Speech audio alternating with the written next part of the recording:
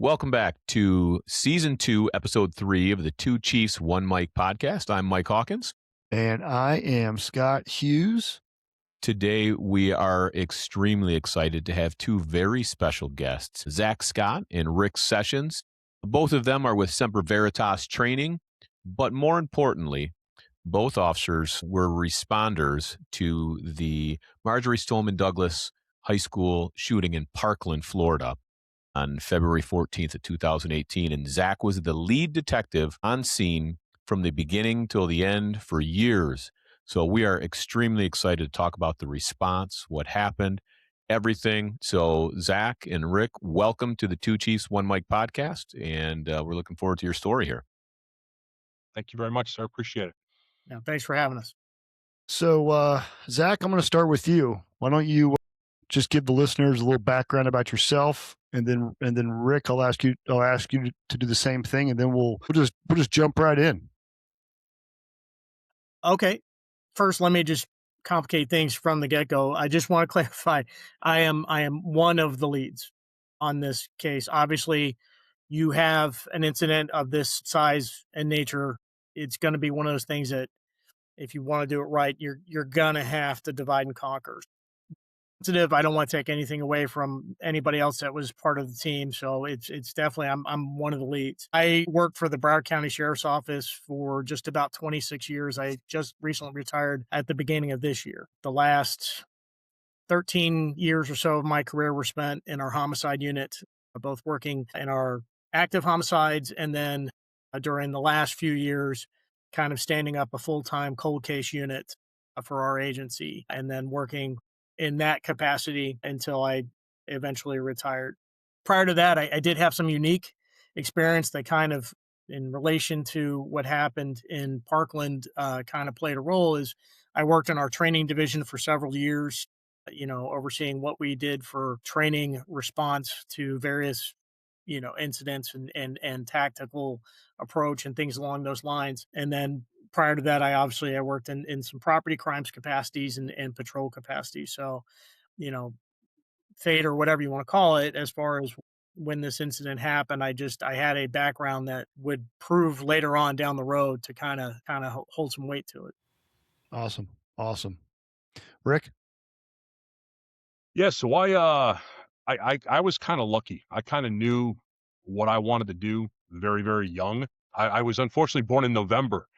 So when I was a kid and all my friends got to go to kindergarten, I didn't get to go because I didn't turn 5 years old in time. But I was a big kid. You can't tell from this video, but I'm 6'5", 80, big guy, and I was always a big kid. And since I had to wait a whole extra year to go to elementary school, by the time I got to elementary school and was turning 6, I was already bigger than the kids my age anyways, and now I'm a year older. And I just knew growing up that I had zero patience for bullies. I just didn't. And if anybody here who's listening to this has kids, they know how cruel that kids can be. I mean, just awful. And as I was going through elementary and middle school, I was always a big kid. And I just was always found myself being protective of the people who couldn't protect themselves, who couldn't stand up for themselves, who were vulnerable, so on and so forth.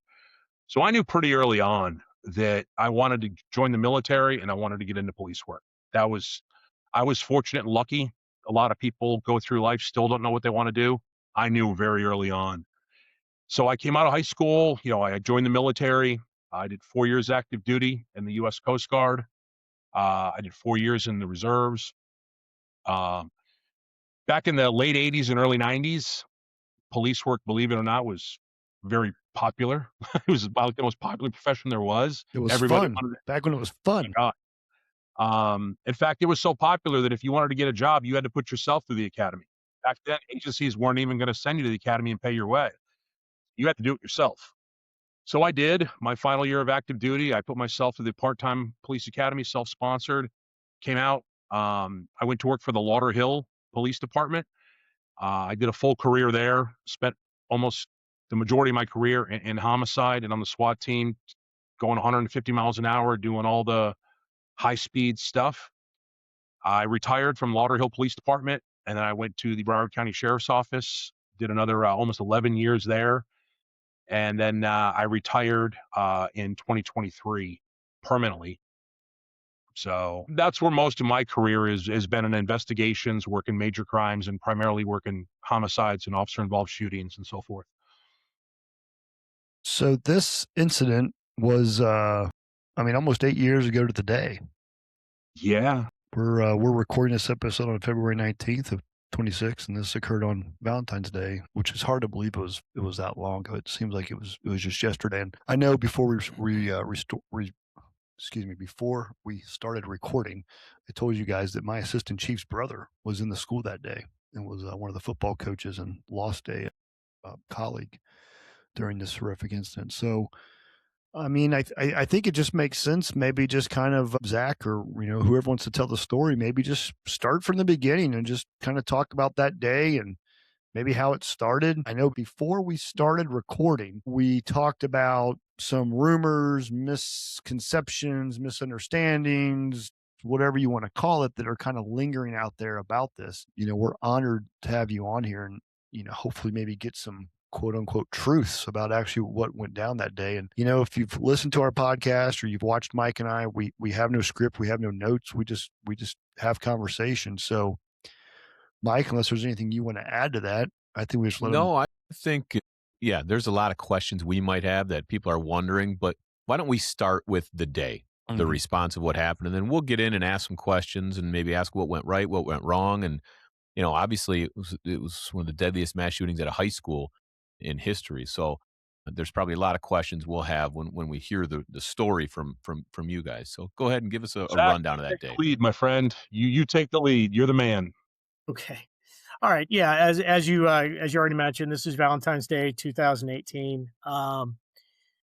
As far as the day itself, you kind of have to understand, I think, part of the geography background on where this occurs to kind of later on appreciate some of the things that did and did not happen. Um, Parkland is a district of our sheriff's office. It is a city that contracts the Broward Sheriff's Office for police services.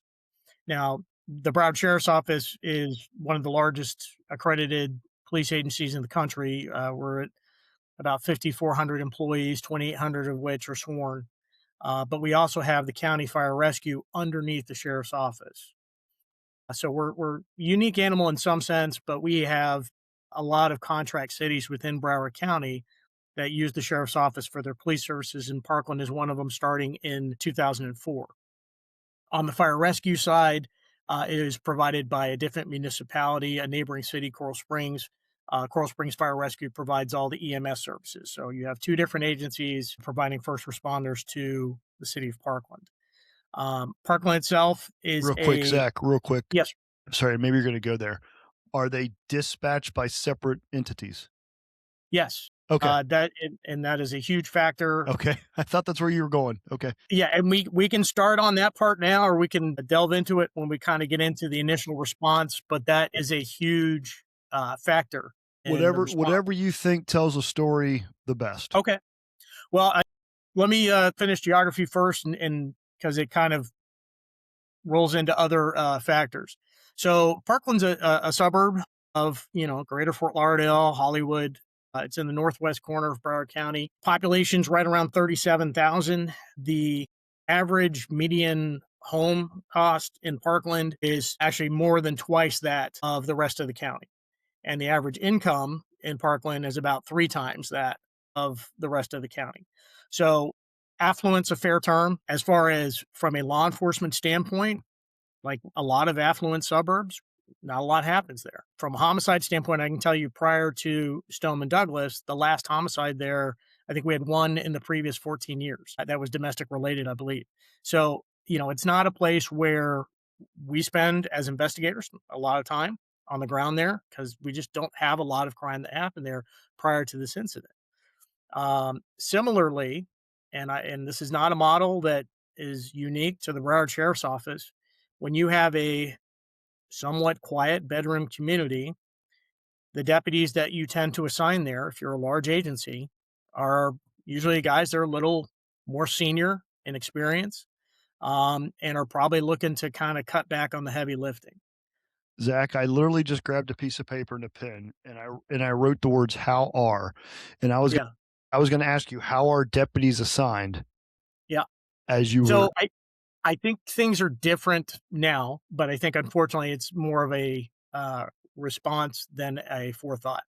Um, in when this occurred in 2018, the average shift would be 4 deputies and 1 sergeant, and that's it for the entire district. It's not a super huge area, but that's not a lot.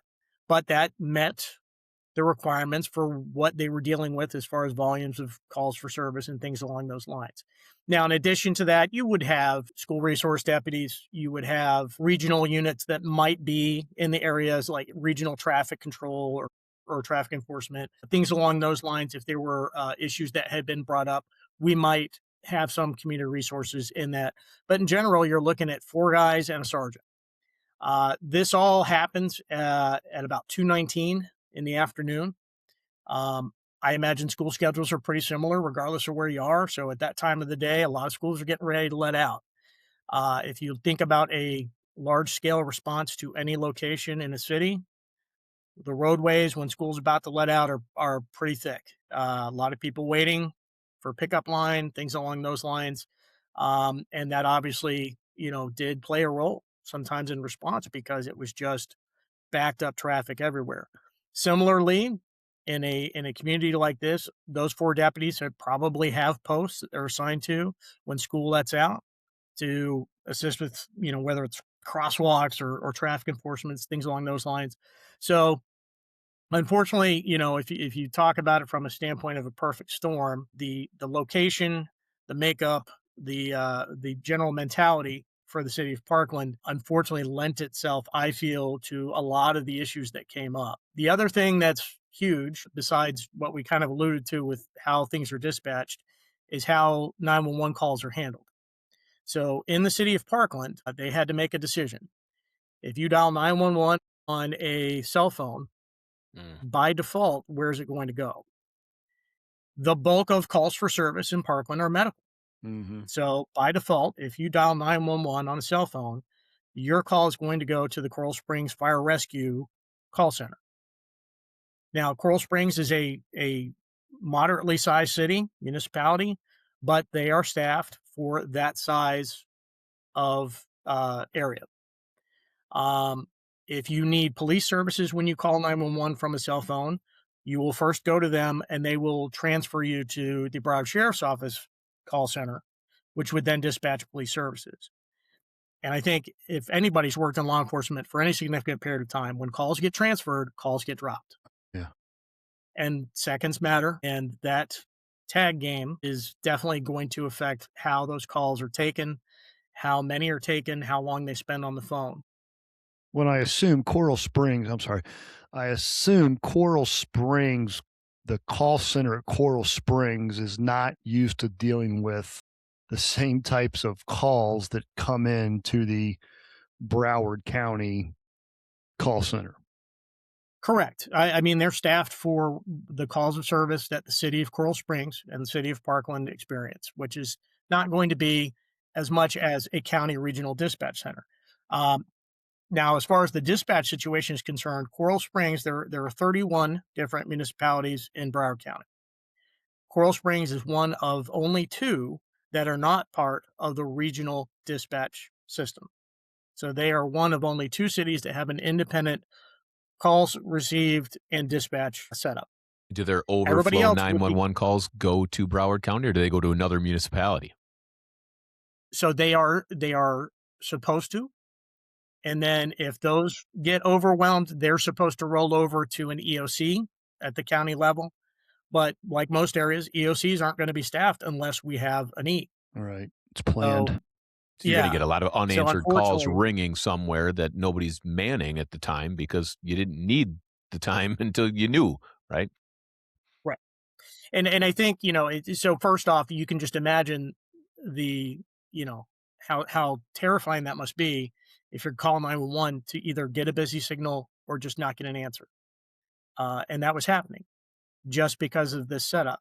And to me, if you take a step back from all of this, it's because we unfortunately have I think as society generated a mentality that we just don't want to think about the worst case scenario until it's there. The fact that we have that situation in the place that it's in because we assume, well, nothing of this magnitude would happen in an area like this. Right. It'll never happen here. Right. Yeah.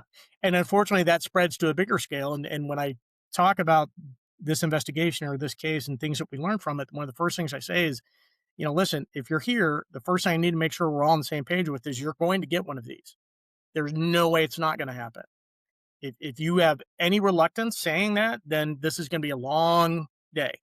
So let me ask a quick question while first. we're on communications. Different agencies are responding, the county, the city. Are you all able to communicate effectively on the radio at least? Okay. So we're done with geography. Let's talk about history. Leave it So to this Mike. was not our first. Yeah. This was not our first rodeo when it came to mass casualty, mass shootings. The previous year, in January of 2017, at the Fort Lauderdale Hollywood International Airport, Oh, yeah. we That's had an right. incident where a person opened fire and baggage claim, killed 5 people. During that incident, similar to MSD or any large-scale event like this, you had responders coming from all jurisdictions, all municipalities, as we hope would happen.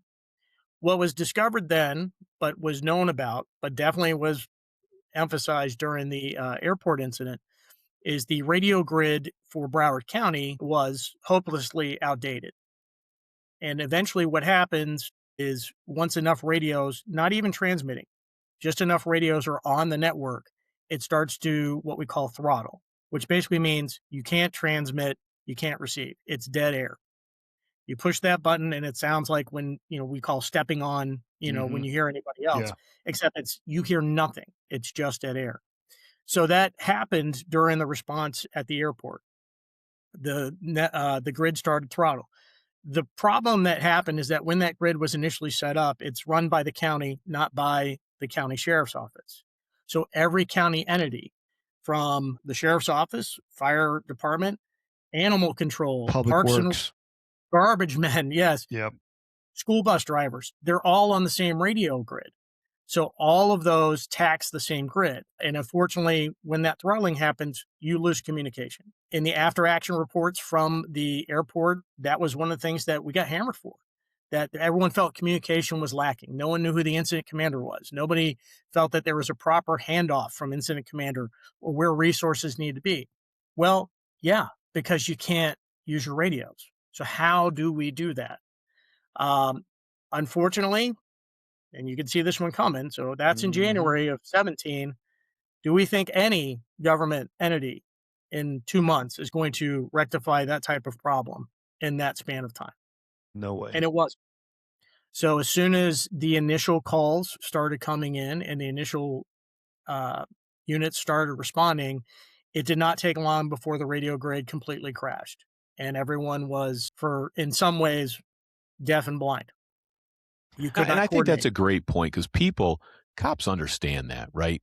In chaos, we still respond and do the job. But the general public doesn't understand some of the struggles that we have and still continue to do the job, knowing we're blind, we're deaf, and we're still there. I think, those are things that we as police officers understand. Those things do happen, but the general public does not.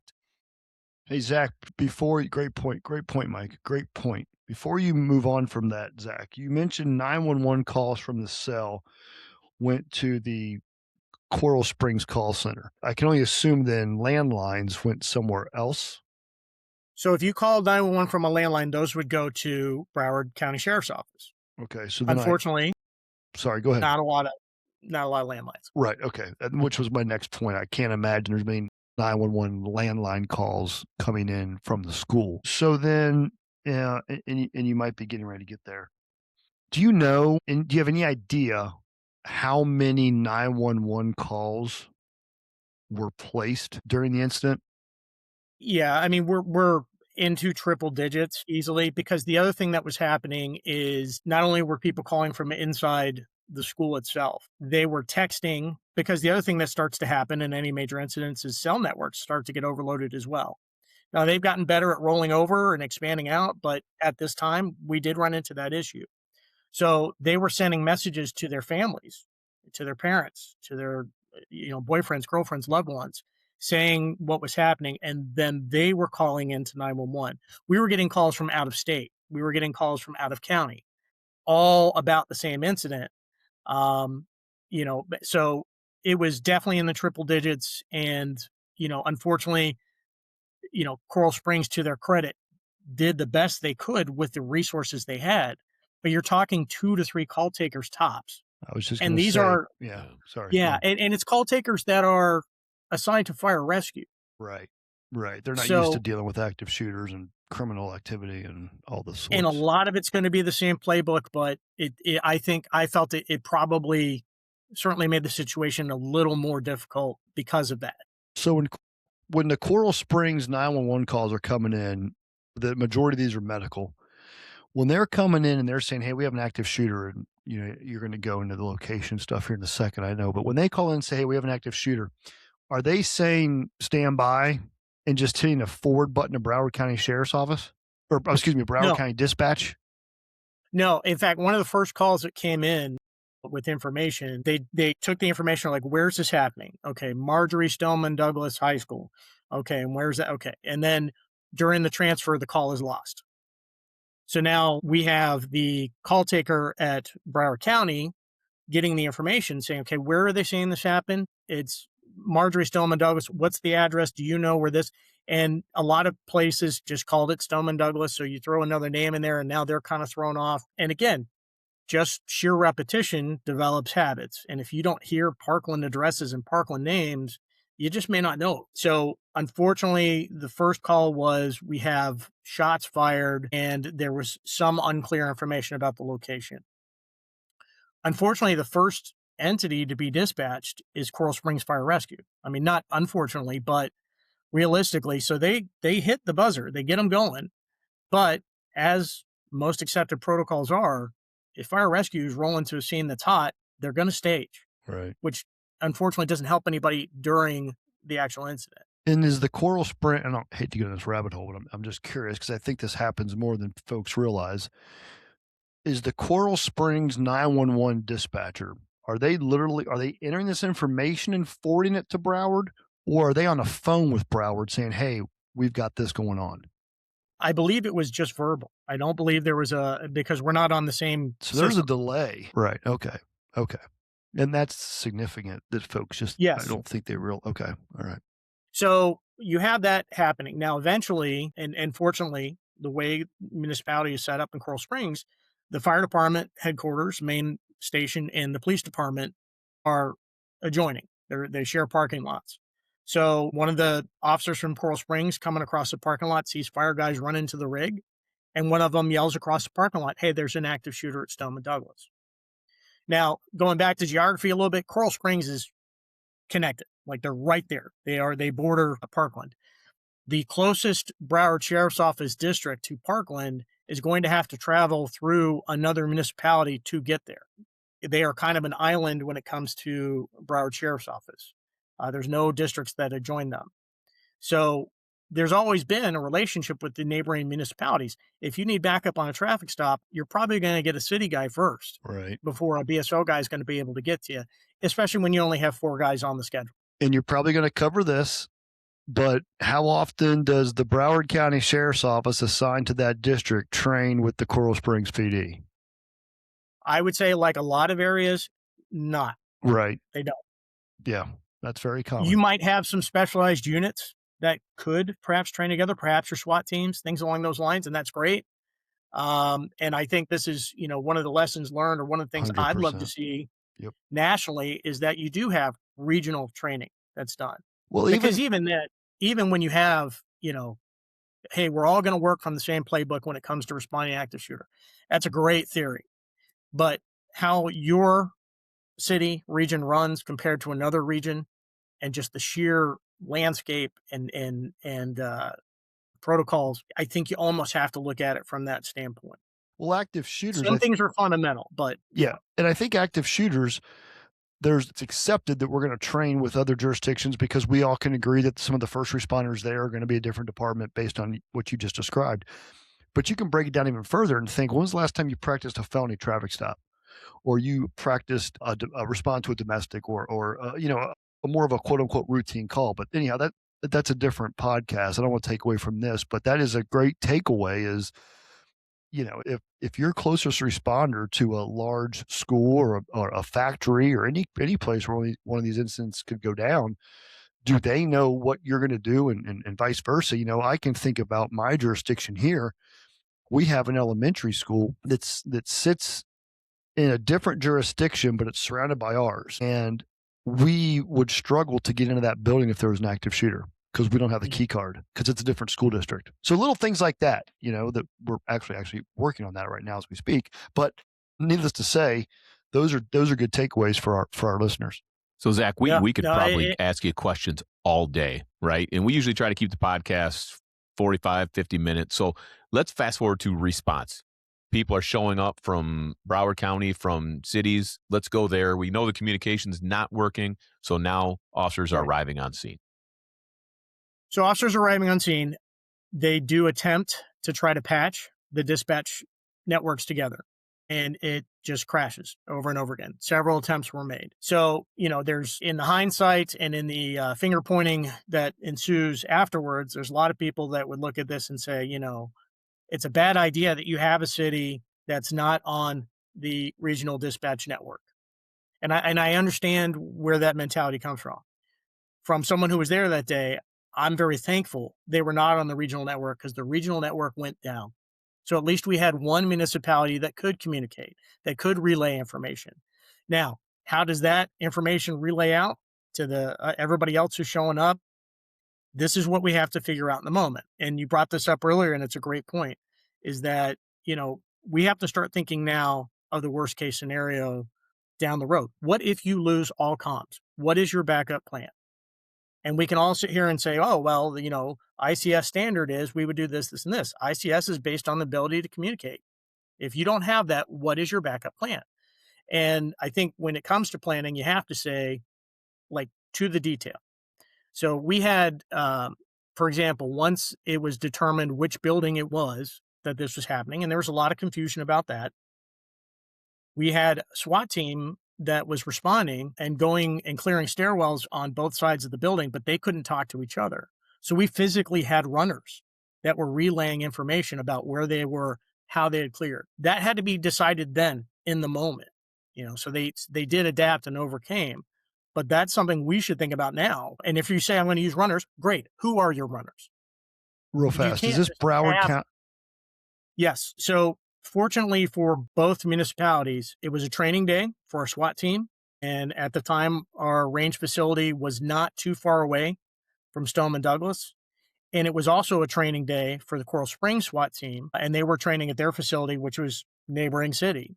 So we did have two SWAT team equipped teams that were able to converge on the location relatively soon after the information started coming in.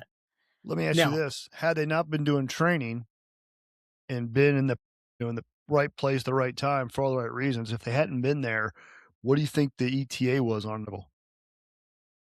You'd probably get some elements that could be there relatively quick. Again, at the time, our SWAT team was a collateral assignment. It was not a full-time team. So, it all depends where those guys were working that day and who was on. We do have now, currently in Broward County, several units that are staffed that are SWAT team exclusive units, or predominantly SWAT team units. And so there's always an element on the road out there ready to respond. So I think we're definitely in a better place now, but you're right. It's the same issue. And listen, not every place can afford to do that. It's just realistic. Right. And this also, to me, goes towards what training are you giving your non-SWAT guys who you're asking to do a SWAT type job? So Zach, we're talking at the response. So the SWAT team's there. Maybe dispel rumor, help us out. So I think this was a lightning rod for a lot of things. You had an SRO reportedly either at the building, one of the buildings, Scott Peterson, who got either thrown under the bus or didn't respond. Who knows? Maybe you do. I think what happened was people decided, wow, we don't want an SRO based on this, or we need extra SROs. It was one of those lightning rod issues of what do you do? And I'd heard the rumor that he had retired, but then he was charged criminally, but then the charges were dropped. Can you dispel what happened there with the SRO? Sure. So, and definitely to me, more from a personal standpoint, that is probably the single most thing that did not go right that day. Scott Peterson was assigned as the SRO to that school. When the incident started, there is a separate radio network within the school. It's basically walkie-talkies. It's not recorded. It's not monitored. To this day, we have no idea what was said on it beyond hearsay, secondhand witnesses. But there were some indications early on that people heard gunfire. People knew something was going on. There was indications early on that they saw the suspect going to the building carrying a bag. They recognized the suspect. But none of that information went beyond the school walkie-talkies. Scott Peterson has his school radio on one shoulder and his county radio on the other. And he never transmits on this one until dispatch raises him about the first calls coming in, which at that point, we are way into the attack. So you're saying there are rumors that this shooter was seen coming into the building armed prior to this incident? They did not see him armed. Prior. Okay. All right. Yeah. They saw him get dropped off by an Uber in the street. One of the school employees recognized him, saw him crossing the street going towards the 1200 building carrying a black bag. And he was no longer a student. And it was known that he had some issues. Yes. Okay. So go ahead. No, go ahead. Go ahead. All right. So he was made aware of what was going on ahead of time. At no point did he enter the building. No point. Hold on, let me stop you. Okay, I got to talk. Sorry. What's his pedigree? What's his background? So Deputy Peterson was a SRO for many, many years. 20, 10, 15? I believe it was at least 20. Okay. I believe he was in a 30-year career. Okay.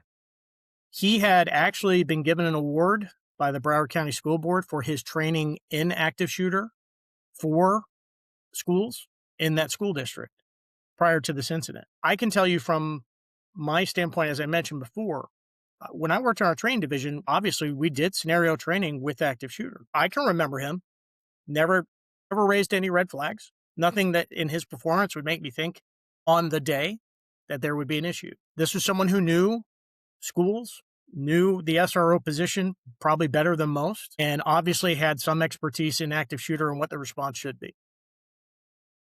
Well, I'll just say it. I hate to say complacency. It's complacent to say complacency. Is it one of these, it's never going to happen here? I don't believe it.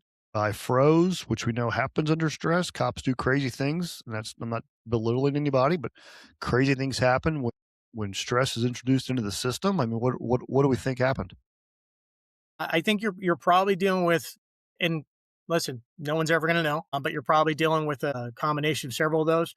Now, I talked about who do we tend to assign to low volume districts. Now, who do we tend to assign to schools? And that mentality has been going on for years. And we have to acknowledge that we did it. We did it to ourselves. We'll make them a school resource guy. How much damage could they do? Well, until you need them. The realistic facts of what happened at MSD is there was only one armed, trained person on that campus when this attack began, and that was the SRO. And because I know the answer to this question, I want you to tell the listeners, Zach, how big is this campus? 45 acres. It is, I believe, 3,200 students. Yeah. Yeah, it's a small city. It's a small city. I mean, you got more people on that campus than most cities and villages in the country. Yes. And you got what's frustrating is, though, to realize you can't be everywhere at every time it's an SRO, and that's what people expect. But the fact that you knew and saw that's the part that blows my mind. Well, and if this is not secret information. I mean, he was charged, and there was a trial, and we walked through the video timeline and can show where he was when this began, and where he ended up, and where he stayed. You're right. And on that size campus, if he was on the other side of it, he could have ran on foot the whole way and still not been there in time. But he wasn't. He was in the building next door. He was made aware. He was dropped off at the door of the building where it was occurring, and he retreated from that spot to another position and stayed and never went in the building. Why? I don't know. Was it threat? Was it I didn't understand where the shots were coming from because of sound distortion?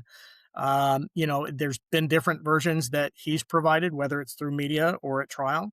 He was charged with child endangerment, 17, or I believe it was 17 counts. Unfortunately, in Florida state statute, there are exemptions. It comes down to your classification as a caretaker, and there are very clear exceptions to the caretaker definition for school resource officers and deputies that were put in place due to other issues that had probably happened in other incidents. Because of that, he was acquitted at trial. The charges weren't dropped. I mean, they made a run for it. He beat it. All right, so we won't hammer on him anymore, but they knew, and the school knew of this person. So maybe Zach or even Rick, I read somewhere that Broward County Sheriff, the local police department, and the FBI were made aware of this individual. We never say their names on here, but this individual had contact with the police 17 to 20 times. Is that accurate? And I guess the follow-up question is, should anything have been done? Or is it one of those things where you go there and as an officer, there really isn't much you can do? There's maybe not the mental health resources or whatever it is. Give us a rundown of these calls and what was the connection to this subject? Well, I can tell you that the calls for service were at the address, and he lived there with his brother, who also had a lot of issues, and with his mom. And unfortunately, those calls for service, with the resources legally that you had at the time, there wasn't much that could be done. If we were to do an involuntary in Florida, it's called the Baker Act, an involuntary psych hold on someone, there's certain parameters that have to be met, and he never met those thresholds. If you don't want to say you want to harm somebody else, harm yourself, or can't take care of yourself, everybody's hands are tied, and everybody says, "Why didn't you do X, Y, and Z?" And it's like, well, we can do what we can do, but okay. I wondered what the calls were and how the relationship was known. And then there was red flag laws that are put in place after this incident that now, if we had those in place, then certainly they could have at least taken the guns out of the home, and they would be forced to go to court. But these were tools that we did not have for our patrol guys back when those calls for service came in. The bulk of the calls for services involved fights between the two brothers, behavioral issues with the mom. One neighbor called because she said the individual had shot her chickens with a pellet gun, but did not want to prosecute. Another case where I believe he threw a rock at another child, maybe hit the child, but same thing, didn't want to prosecute. Much further on, when the behavior became more disturbing, there was an evaluation made for a Baker Act due to statements that had been made to another person online. And we actually had mental health professionals, not just law enforcement, respond to the residents, and he didn't meet the criteria for them to do an involuntary hold. The FBI aspect came in based on a social media post that he had made about wanting to be the next school shooter. And they called in with the information. They weren't sure where he was living. They gave a different spelling of the last name. These weren't like huge things that would make it disappear, but there were some obstacles. Eventually, when it got to the FBI, it was farmed out to be followed up on, and I believe it just never was. But it was all back to a social media post that then was taken down before, anybody could see it. So now you're talking, it's a secondhand statement. Okay, well, we can do the paperwork and serve it on the social media company and get that return and see if that statement was made. That's a 90-day turnaround if you're lucky. Yeah. So I mean, there's a lot of, you can look and say, man, why? But I think if people were brutally honest about what they see out there, especially in the law enforcement community, and how many contacts you may make with people in mental health crises, that you just don't have the resource that a lot of people think we should have. Mm-hmm. And how do you know which one is going to be the one? So for Zach, for the sake of time, how long is this POS inside the school doing what he does? The shooting takes 5 minutes and 32 seconds. And he kills how many? 17. and injures another 17. Okay. And what happens to him? So he flees the area. He drops his weapon and his attack gear in the scene and is wearing a school uniform for ROTC or a form of it. And so he blends in because at this point, when the first shots are fired, it triggers a fire alarm system, not because of smoke, but the percussion of the rounds in the hallway causes all this particulate to come down, which triggers a smoke alarm. There's a lot of rumors, oh, he threw smoke bombs, oh, he pulled the fire alarm. No, it just was unfortunate luck that made it a worse situation. When that happens, all the buildings, fire alarms go off on the whole campus. So everybody leaves. Now, from a active shooter training for schools standpoint, obviously this creates a huge problem because what do we tell them to do during an active shooter? Shelter in place, get in the hard corner, cover the window. What do we tell them when there's a fire alarm going off? Get out. So now we're putting them potentially. So that's another thing that has to be justified. We have to figure out a balance on this, whether it's dual alarms, and I know that's what they're kind of going to now, but something obviously has to change. We can't just say, man, that sucked. Hope it doesn't happen again. And unfortunately, we see a lot of that response. Anyway, so he manages to blend in with the rest of the campus that's evacuating. And he walks off campus with everybody else. He actually hangs out. Kids are kind of gathering at a Walmart that's nearby, waiting for their parents to come get them, which they can't come to the school because we're all there, and he's just taking in all the chaos he's caused. Eventually, he's identified pretty quickly, and we get the information out there. Obviously, that communication breakdown with the radio grids and two different flows of information was a problem. He's wearing a burgundy polo that says ROTC on it. That's the information that comes in. That's what goes out over one channel. The information that's relayed to everybody else is he's wearing an ROTC uniform. So every kid that's wearing the dress grays is getting grabbed and searched and held as a potential. Meanwhile, the kid in the burgundy polo runs right by because it's just two streams. So details matter. Perfect storm, man. Yeah, it really, unfortunately, was. And then there were a lot of factors. Regardless of which, he ends up walking through a residential neighborhood about an hour and a half later and is spotted by another municipality officer and detained. At that point, once he's taken into custody, he exhibits some signs of medical need. So he's taken to a hospital to be medically cleared. And then after that, he's interviewed at our headquarters by one of the other investigators. What was that like? It's on YouTube. I encourage anybody, if you have a lot of time, watch it. To me, it's a masterclass in interview as far as, this is going to be high profile. This is going to be scrutinized. And the detective who's, this guy's been in homicide a very long time. His initial case, I think, was the stabbing death of Julius Caesar. So he's older. I thought you were going to say Rick. I thought you said Rick did it. Half our listeners have no idea what you're talking about right now. I know. He's old. He's very old. It's not his first interview, Zach. It's not his. What Zach's trying to say is that he was one of the first homicide detectives responding to Abe Lincoln's assassination. Yeah, sure. We can go with that one. All right. So it's not his first interview.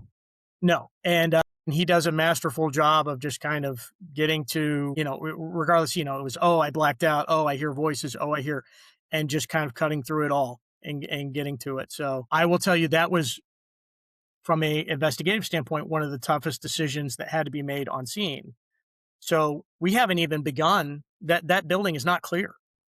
And we've seen with active shooters that they will leave IEDs behind, but we have a guy in custody that needs to be interviewed. From a homicide investigator standpoint, I prefer to see my scene before I see my guy. So when I'm talking to him, I can see how truthful, or I can ask questions. That's not going to happen for hours. So do you keep this guy on ice, or do you have someone interview him who hasn't seen the scene? So it's a judgment call. We made the call that he would do the interview. I would work the scene.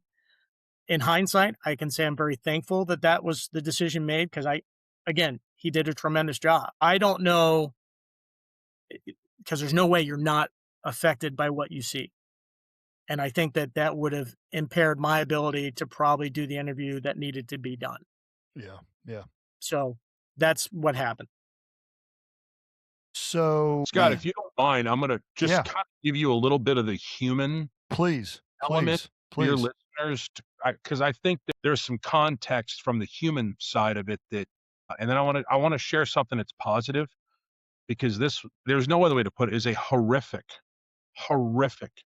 It, um, those families who went through this, I can't even fathom what those people went through that sent their kids to go to school that day in a, as Zach describes, a very nice, rich, affluent, well-to-do area, and they never came home that day. So I want, if I can, if you, I'm gonna put some humanity to this.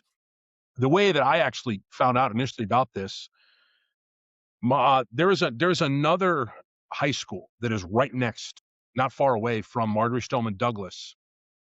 Um, they're actually sister high schools. It's called Taravella High School, and a lot of the people from Taravella work and interact and train and dance and sporting and with Marjory Stoneman Douglas, and the same thing with MSD does with Taravella. They're like sister schools. So my ex-wife, who thankfully, we're very civilized, get along, communicate, we're on good terms. She had gotten remarried to the actual principal of Stoneman Douglas High School, the actual principal who was the principal when this incident happened. And my ex-wife was a teacher at the Taravella High School, the one next door.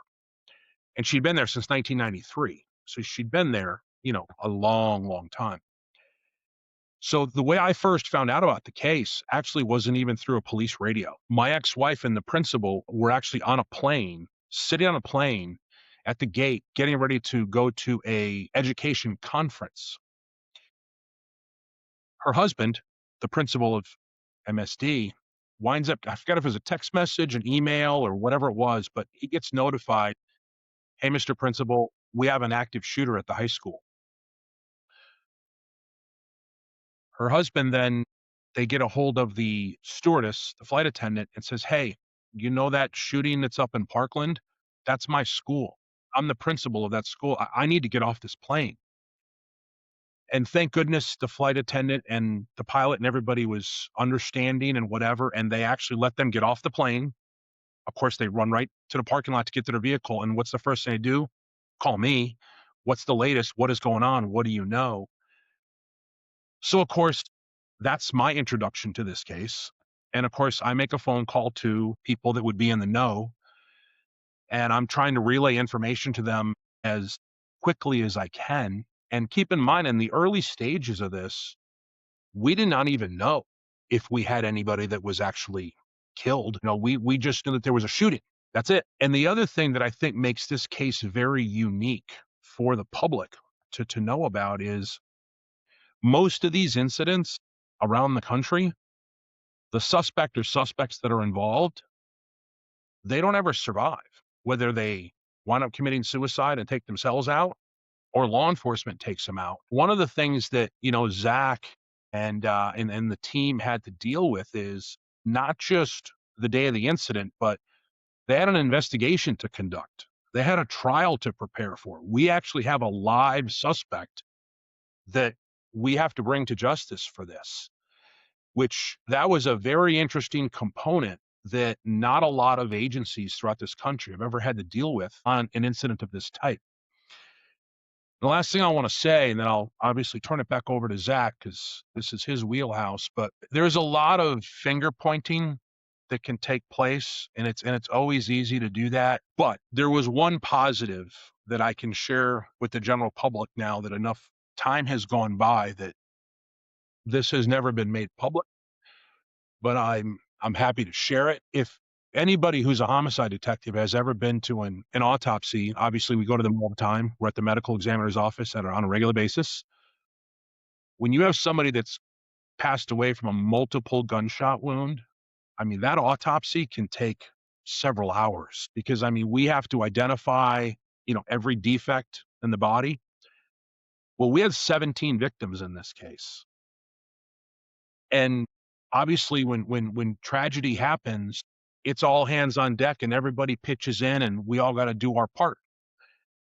And I just want everybody who's listening to this to know that at that medical examiner's office that next day, everybody, all the doctors, all the morgue techs, I mean, everybody was jumping in as to be a part of the team.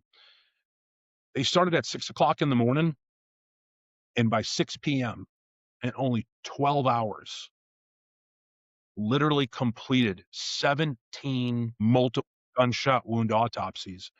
And they were able to get those victims back to their families so they could make their preparations for funerals and what have you. And for some people around the country that are listening to this that may not know, and we have a pretty large Jewish population in South Florida. And my understanding, I'm not Jewish, so if I'm wrong about this, I apologize. But my understanding is that in the Jewish faith, that when somebody passes away, they need to be in the ground within 24 hours.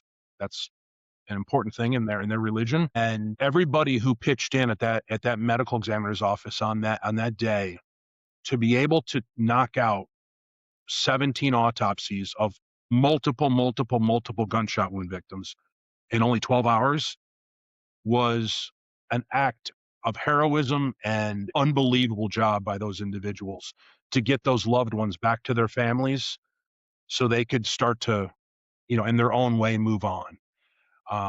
So I just want to make sure I give some credit to No, that's incredible. Thanks for sharing that, Rick. That's incredible. Wow. Yeah, and I hope, we don't have time to get into all this, I know, but I hope that Zack and Rick and the rest of the team that was there, I hope that the department deployed any and all resources to you all to take care of yourselves, mentally and Zack. those that, Want to touch on that, the mental health stuff, what we Yeah. did right and what could have been done differently? Because Zack's got some pretty good insight on that. okay. All right. Yeah. Let's hear it. Yeah. It's, in general, law enforcement, mental health, it's tough. It's a tough battle because it's tough to get anybody to admit that they need help. It's tough to recognize yourself when you may need help. No one wants to lose their position. No one wants to be looked at differently on their shift, whatever, the obstacle is. I think that as a field of work, we've done ourselves a great disservice with what we currently put out there as minimum protocols. I think every place is pretty standard now with critical incident debriefs, usually within 24 to 72 hours, depending on your region, we're going to do a debrief and maybe it's in a group setting, maybe it's individual, and that's great. That's certainly better than doing nothing. The reality is, and I can tell you just from my standpoint and from a lot of investigators' standpoint, 24, 72 hours in, I'm probably okay because I'm still working. We're still in the middle of it. When it's like a month later or longer and things start to quiet down, that's when things probably start creeping up. And by that point, to put it bluntly, no one cares. At that point, you should be okay. And I think that we need to start looking at that way beyond Broward County and look at it everywhere else and say, what are our current rules in place and what are we doing for beyond that 72-hour window? Broward got better. I think we had enough conversations and some back and forth. And honestly, some of us, I will gladly be the one to step forward. This incident affected me way more than I thought it would. And it was a challenge because you would feel affected and you'd be interacting with these families whose world you destroyed when you gave them that news. And I would feel like, well, I can't, who am I to sit here and say I need help? These people's lives have been ruined. I'm not in a position where I should be asking anybody for anything. I should be fine. I didn't lose a kid, but that sounds great. But the reality is it comes back to haunt you. And eventually it was my partner at the time in the unit who, sometimes that's the only person you can recognize. Look, we're all a little messed up if you choose to do this for a line of work. I think that's a given. And if you choose homicide, you're definitely messed up. And sometimes it may take someone who's similarly messed up to realize it. And they kind of convinced me, hey, you probably need to talk to somebody. It was spilling over into home.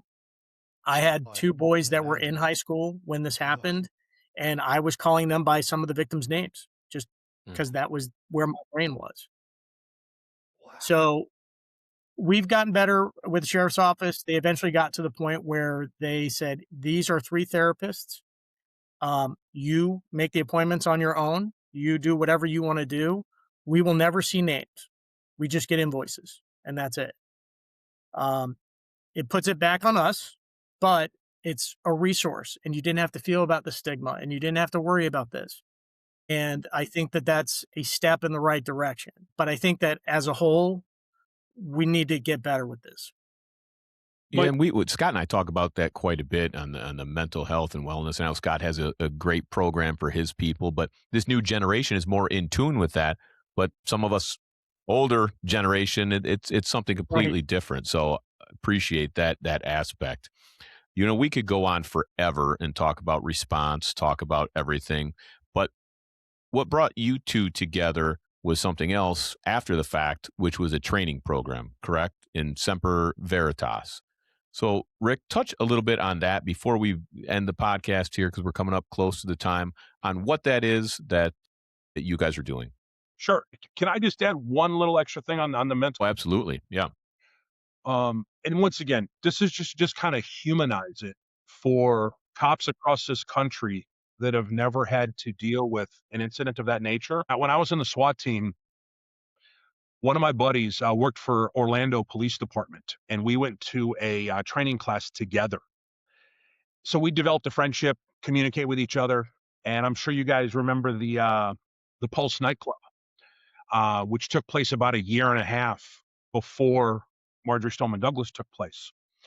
And in that incident, you had 49 people that were murdered. Um, the victim, not the victim, but the suspect himself wound up being the 50th person who died. But you had 49 innocent victims. And he was one of the guys who actually went into the building and is literally, clearing the building, in these early stages. And he's stepping over the top of bodies. And we all are living and working in the age of technology and cell phones, where when something happens, within a couple seconds, the world knows about it. It's text messages are going, it's being posted online and what have you. So when that shooting was going on at Pulse nightclub, the idea that a shooting was happening, everybody knew about it really quick. And what was happening? People, loved ones, friends, family, neighbors, whatever, were calling people who they knew were at that nightclub. Hey, are you okay? Well, obviously, with 49 dead bodies, a lot of them were not okay. And a lot of people on their cell phones, they don't have a regular ring. They set it up to where it'll play a song. Like, especially if a certain person calls, it's a song. So my buddy who was on the SWAT team is clearing this Pulse nightclub, stepping over dead bodies. And as he's stepping over a dead body, all of a sudden, this victim's phone starts ringing and it's playing a song. Fast forward 2-3 months later, he, his wife, and his kids, they're in their vehicle and they're driving to Publix just to go grocery shopping.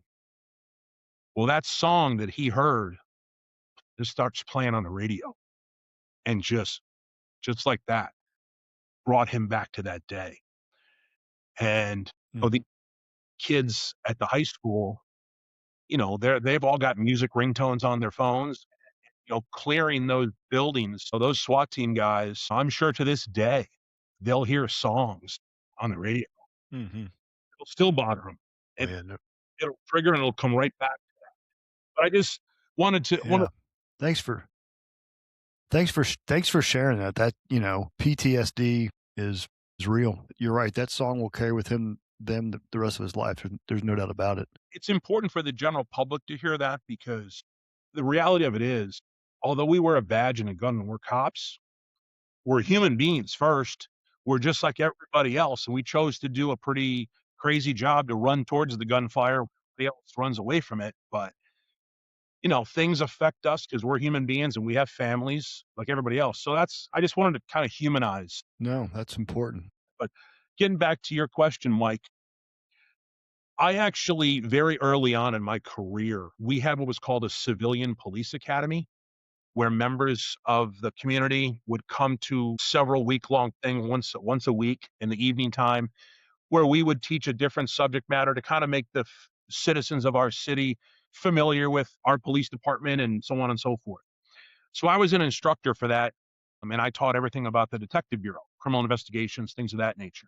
So that kind of got me into the whole teaching thing. And then I wound up having a homicide case that we were getting ready to go to trial for. And I was at a pretrial conference, and the prosecutor says, "Hey, Rick, man, I just wish that everybody did their cases the way that you do yours. It would make my job as a prosecutor so much easier." And I asked him, I go, like, what do you mean by that? Because I didn't know.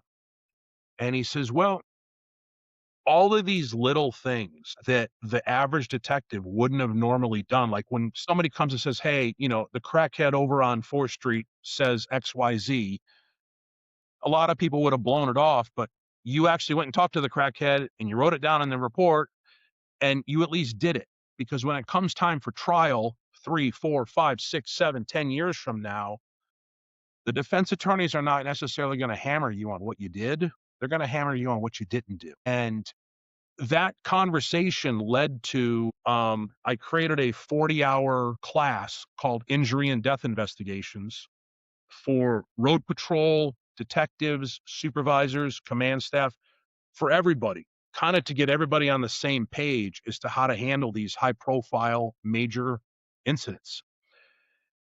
So I had been teaching on a part-time basis for almost 20 years, traveling around, putting on these classes, officer-involved shootings and interviewing and so on and so forth.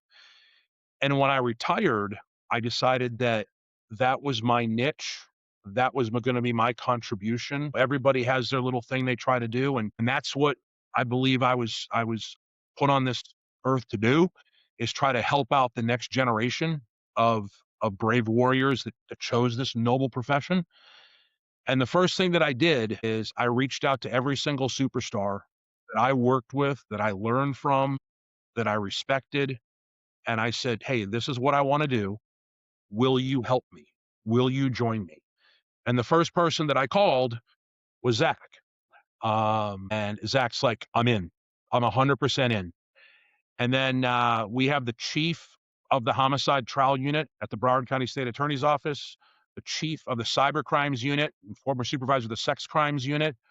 We have 2 other homicide prosecutors. We've got a command staff member who graduated from the FBI National Academy back in 2018 at Session 272. We've got 2 of the most well-respected and nationally recognized experts on human trafficking that have testified before Congress numerous times. My point is I went and reached out to every single superstar, and we just started creating all these individual advanced and specialized police training classes. And we're now up to 13 of them that we have. And Semper Veritas is basically like a one-stop shop. We're a police training company, but we have all of these subject matter experts in all of these different areas that you let us know what it is you're interested in, and we're going to be able to supply you with people that have done that job for a very long time and done it successfully. And they're, more importantly than just being squared away at doing the job, everybody who I work with is just genuinely good human beings. And that's probably the biggest compliment that I can say. And Rick, I know you've got some classes coming up in Delaware County, Ohio, which is in the Columbus area. So it's very easy to get to from pretty much anything east of the Mississippi. You can be there in a day's drive, if not less. So before we wrap this up, I do want to circle back to Zack. Well, sorry, Rick. We'll put a link to the website and the flyers up on the podcast. Zack, I took a ton of notes, so we're not going to be able to cover all these. But if you had to give me, I don't know, top 5 things, bullet points, 5 things that went good, 5 things that you wish you would have done, not you personally, but 5 things you wish would have maybe gone differently. What do you think those might have been? I hate to put you on the spot, but do you have like a top 5 list? No, and it's not like it isn't anything I've thought of, in 8 years. As far as the things that went right, I think from an investigative standpoint, I was proud of the work that we did. As far as, you knew it was high profile. Most of these tragedies, as Rick mentioned earlier, you're not worried about how's this going to play out in trial. Maybe we got a warrant, maybe we didn't. We just collected it because it's really just to answer questions. It's not to prosecute. When you're in a high profile, high pressure case like this, the instinct is we got to go, we got to go, we got to move, we got to go. And everyone's demanding information. who are the victims? Well, we haven't gotten in the building yet because EOD is making sure that nothing blows up.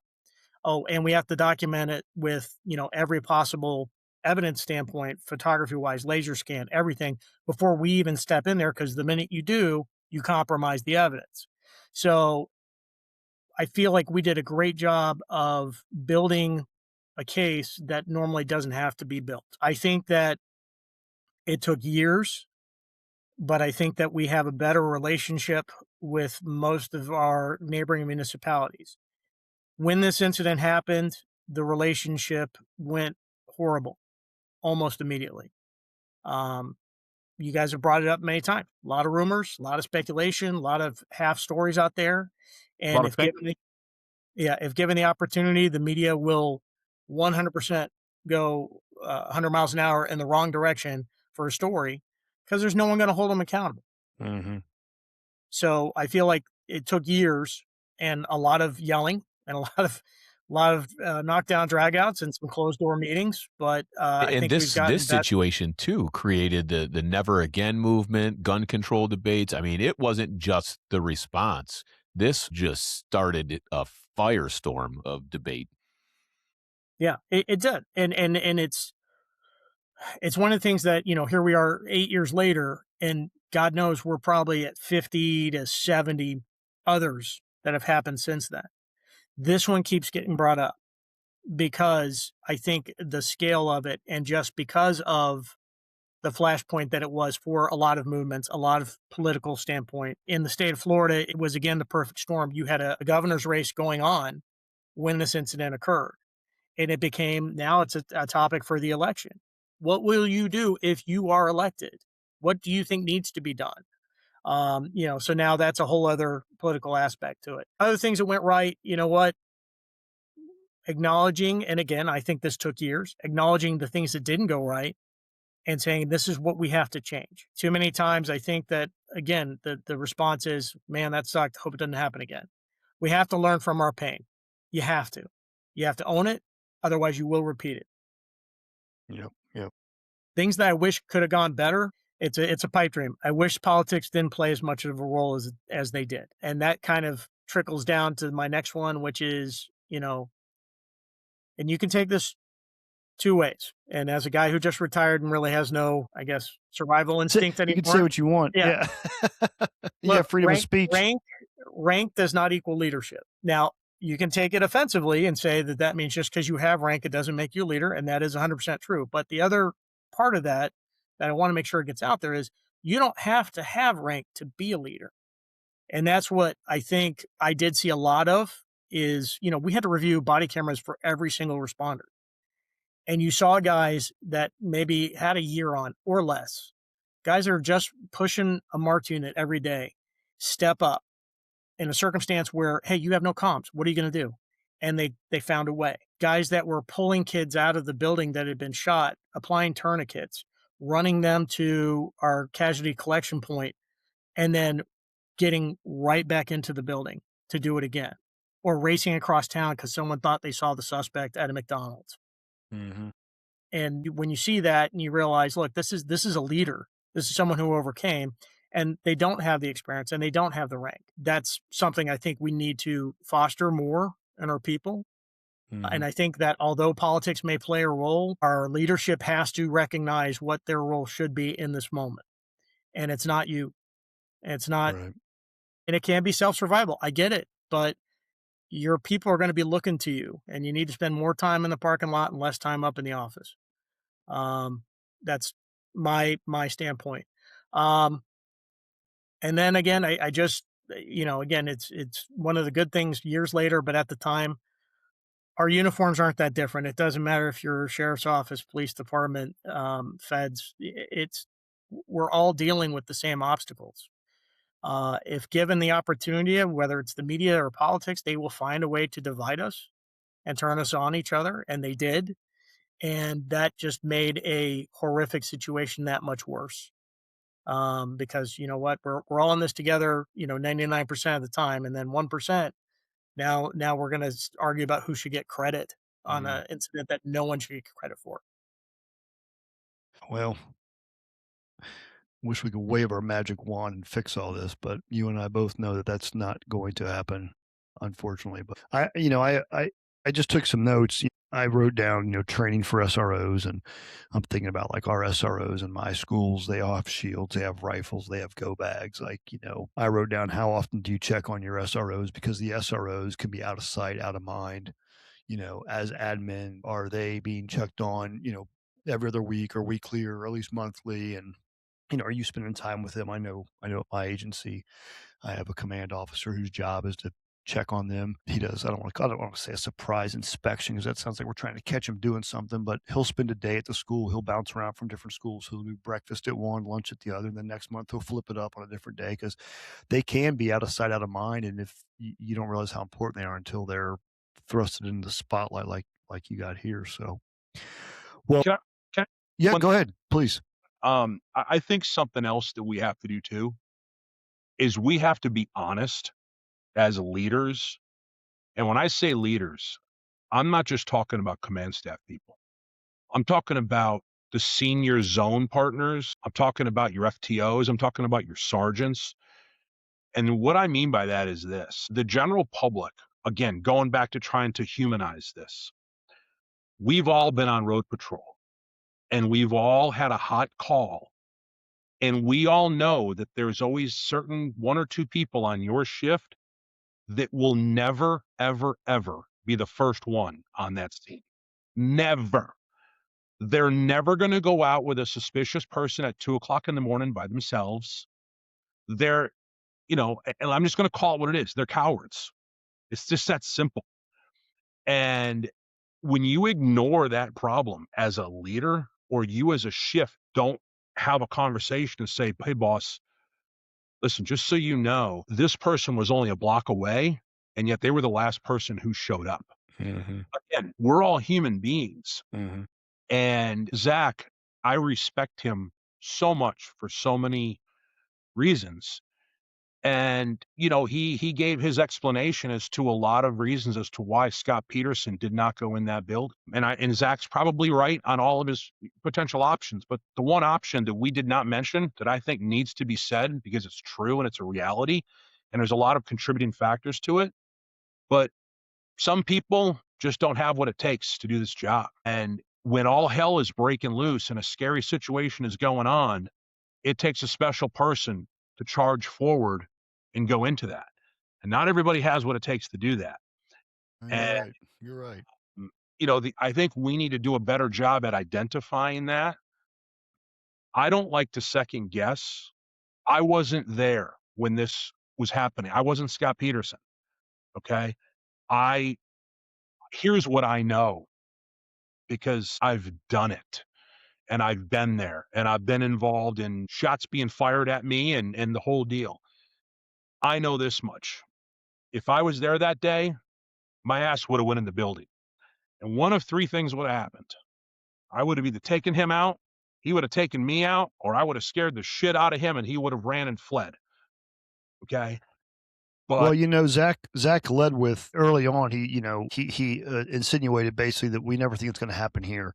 yeah, We always think it's going to happen in a different jurisdiction or a different state, or not in my school. And that mindset is just, you're setting yourself up for failure. And we've talked on this podcast a bazillion times about how training sucks in this profession, and until someone gets really serious about providing funding to train officers the way they need to be trained.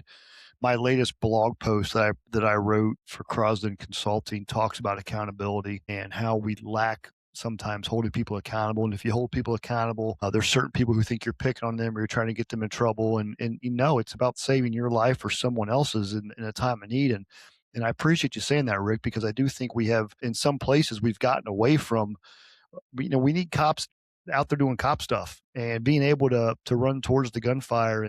We've come so far in some places with more worried about political correctness and kinder, gentler. And I'm not downplaying that there isn't a necessity for that. You need to be able to be balanced. This whole job comes down to balance. Guardians and warriors need to be able to do both. My agency's mindset is guardian heart, warrior spirit, because you need to do both. And at that school on Valentine's Day, 2018, you needed a warrior. And then when that shooter was out of that building, you needed guardians to talk to those families and deal with the victims and everything else. So, you have to wear both hats in this profession. The other thing that I would add to that, Scott, is yes, the foot soldiers, those first responders, those people that are out on the streets every day across this country doing this job, you're 100% right. You do need to have that warrior mentality. But the other part of that think is very important is that people like you, people like Mike, the chiefs that are across this country, the sheriffs that are across this country, listen, we're all human beings. Sometimes we make mistakes. If we screw up and you guys got to go to a podium and you got to tell your community, hey, we made a mistake. We screwed up. I had to discipline this officer or I had to terminate this officer, whatever. I get it. You got to go out those tough press conferences when bad things happen. But the other part of that is when your officers took action and they did nothing wrong, even though from an optics standpoint, maybe it looks a little bit, gray area, or the general public doesn't understand how our job is sometimes is violent. Okay. When your cops did nothing wrong, we need leaders, so police and sheriffs, to go up to that podium just as fast and with just as much enthusiasm to say, hey, listen, don't come to my county, don't come to my city and point guns at my cops. Because if you do, this is what's going to happen. That's what happened on this incident. That suspect pointed a gun and fired shots at my officers. My officers returned fire and they eliminated that threat. And these chiefs and sheriffs need to have the backs of their people. If you're going to punish us when we're wrong, you need to have our backs when we did nothing wrong. And I think that's a big part that is missing, which causes a lot of times people to be apprehensive to act. Yeah. No, if you don't have the support if you feel like you don't have support internally, then you're not going to go out there externally and, maybe take risks that, you get paid the same amount of money in most places if you sit in a parking lot and do nothing for 12 hours, or if you go out there and you write a book of tickets. So that's another podcast, Rick. Listen, we are coming up on an hour and a half. I think, Mike, this is our longest podcast. This has been by far. And we could go for another hour and a half. Yeah, but I appreciate both of you coming on. svpolicetraining.com to learn more about where Rick, Zack, and the rest of the team are going to be. I'll put the links to the the Delaware County class up on the site. I appreciate, I don't know if vulnerability is the word, but I appreciate you both coming on and sharing your thoughts about this. This is going to be an episode that will certainly go down as one of the better ones. And I hope that the listeners and the viewers are able to take some nuggets of wisdom and information away from this. So thank you both very much for your time. Well, to Scott, to Mike, thank you very much for having us. And for any other chiefs or sheriffs across this country that are listening to this, we would encourage you to look at our website, look at the classes that we offer, look at our subject matter experts, and reach out to us if you would like for us to come to your area and put on some training classes. We're willing to do it. So Zack and I are both committed. Our entire team is committed to trying to help make our profession better. Amen. All right, Mike, take us home. Well, I tell you what, unbelievable podcast. I don't think people can even fathom the situation. I mean, we've all been involved in serious situations, but to see that with kids at the school and to be there for hours, we only touched on the mental health aspect for a second. I can't thank you, Scott, or you, Zack, and you, Rick, enough for coming on here and talking about it candidly. You guys are in lockstep with what you're doing, admitting faults and pointing out good things, and everything that you guys said here is true for not only us, but for other leaders and people watching this podcast. So I would encourage people, these people are not just trainers. They were in the thick of it, in the worst possible situations, and they're offering their expertise to train you. So I would encourage people to reach out, and hopefully we can have you guys back again and maybe delve even into some more topics and get deeper into some of these things. So again, appreciate it. Take care of your people, and thank you for joining the Two Chiefs, One Mike podcast. Thank you, Chief. Take care.